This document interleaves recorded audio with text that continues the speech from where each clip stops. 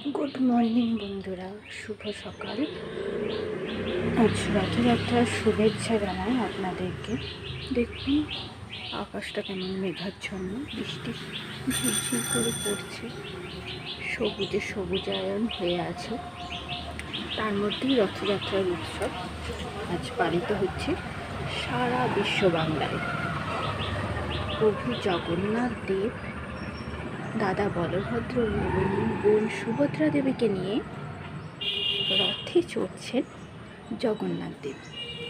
রথে চড়ে যাবেন মাসির বাড়ি, মাসি গুন্ডিচা মন্দিরে।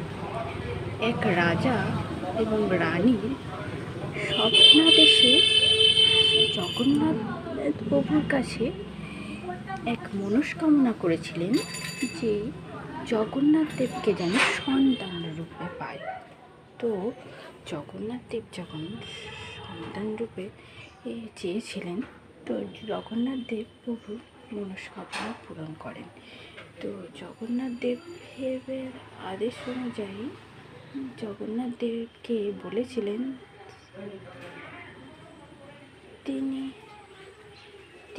যেন জগন্নাথ দেবকে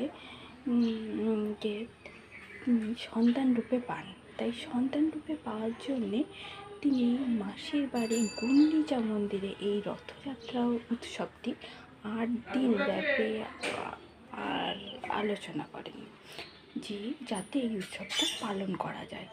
তো মাসির বাড়ি গুন্ডিচা মন্দিরে জগন্নাথ দেবের বাড়ি যখন যায়, এই রথে চেপে নবরূপে সাজসজ্জতা করে সজ্জিত হয়ে জগন্নাথ দেব যান।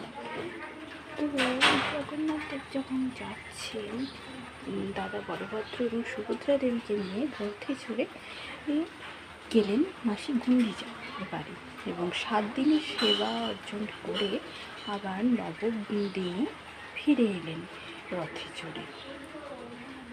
তো এই গল্পটি যদি আপনাদের ভালো লেগে থাকে তো আপনারা লাইক করুন, শেয়ার করুন এবং সাবস্ক্রাইব করতে ভুলবেন না।